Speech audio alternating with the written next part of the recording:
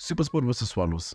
Moroka Swallows lose, coming off the second defeat again. I think they won this in 3 now, if I'm not mistaken. And they won this in 2.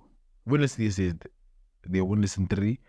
Swallows at the moment, you find yourself playing Pirates, you lose the Pirates, you play Chipper, you lose the Chipper. And then you playing Supersport at home. You think, okay, we might just win this game, we have a chance. The Supersport makes a couple of substitutes, changes the game, they end up winning. Sure, they were dominating, but they weren't really taking their chances. But about to work in our change a game and you never arrive for life. 2 goals done. Oh, and then because they scored, I think they scored the winner in like the 89th minute or the 86th minute. And I'm like, yes, they scored the winner in the 86th minute. And you're just like, I think there's some, regardless of the injuries that Swallows are experiencing, I think it's one positive that can be taken out of it is that they have the individual quality to keep themselves in games. It's not about game management that they lack, I think, at the moment. Because I don't think it's a personnel thing. Because if you look at the game against Supersport, you're 1-0 up, right? Gabadino Mhango comes off the bench, scores a massive of a free kick, left top bins, keeper's wrong-footed. Why was he? The keeper moves one way, then comes back the other way, then just like, what are you doing, bro? What are you, Joe? I know. Okay, the goal ahead. You see the goal up, pam. They try to put a few passes together. Second goal doesn't come. Supersport makes it under pressure. Kevin Hunt's team is very good, in terms of being on the front foot. Momentum is moving on their side. They make a couple of substitutes. 2 goals. And looking at how Kevin Hunt's team came set up, when you're going into a game, I've never looked at a game and said, oh, coach is playing 3-5-2, they're trying to attack. The intention was to play on the counter. Can't they only find out in the game that no, Swallows is willing to get dominated possession-wise. And Grobler and Hunt and his men had fun. And they eventually got the winner, which is fair enough. Keeps them second in the log. Keeps them on about 9 points out of 26 and 7 points out of Sundown's reach. So, somewhat of a title hunt, I guess, in a sense. Hoping for Sundowns to slip up. They're in a good position in second on the log. I think they're like a point ahead of Stellies, or 2 points ahead of Stellies, who are third on the log. So they're in a good position. Momentum available now. By Pile Grande, something now. Maybe Sundowns versus 2 games on the trot. And then the title race starts looking a bit shaky all of a sudden. Or they might find, I think they're doing good enough. I think they might finish third, actually. I'm not sure if they finish second. I can see them finishing third, though.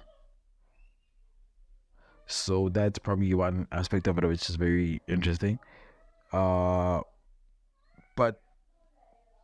it is what it is, They went to the game hoping to win because obviously stats better. The stats bolster Supersport's side, or they favor them. But even though the stats, they back Supersport, there's a valid, significant amount of respect towards what Swallows is doing. I think they experienced a lot of injuries. Gompela's came out and said that publicly, and everybody knows that. So Wabonor is trying to put together something to pay more positioning and credit in the day or about. And then on the other side, it's where therefore the numbers are born, Joe. They don't look pretty. Joe. They won this in 4. I think 3 losses on the trot and a draw.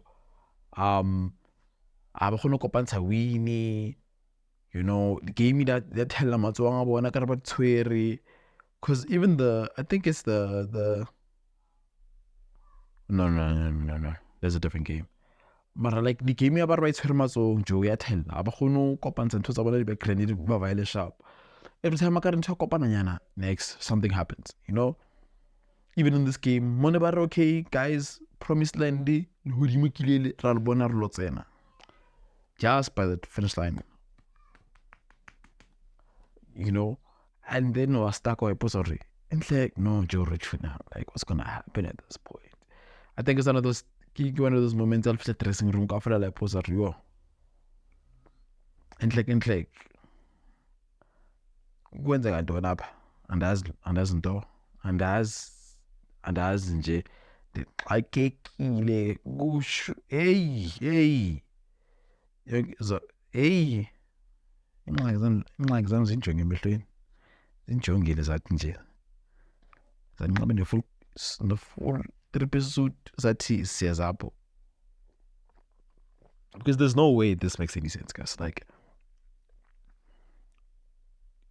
I think two teams in worse form leaguing aside from Swallows Cape Chiefs. Two teams in worse form Cape Town Spurs, which have been losing ever since day one, and Golden Arrows, which have lost 7 games on the spin now. So I want to write more a klangan luzula. Shubile je begele. I was know this fella yabo. So we are positioned to then ask ourselves, what then does Gombela do to better the team? Does he go into the January market and try and get 2 loan signings? Or does he try and switch up the squad a little bit to get a few results, waiting on the return of certain first-team players? If you ask me, a good mixture of both does not hurt, right? Maybe not necessarily 2 or 3 loanees, but definitely one, of which you think will have the most impact in the position, whether that be a defensive change, or no, a defensive signing or a midfield signing. I don't think they lack goals. I just don't think they have game management capabilities anymore. And so, Lucas Amrao, and I firmly believe that the best form of attack is defense. If we give ourselves a chance not to concede, we give ourselves a chance to score. Because it's difficult to work from a deficit. When you're already going into a game knowing that you're a goal down, it's not nice. It's very difficult. And psychologically, it's also not easy to overcome this sort of a situation, right? Now, then you get the Supersport side as a closing note. It's good that they've gotten the win, because now they've in like a two-game loss. They lost 2 games on the trot. Now they're back to winning ways, climbing back up the ladder again.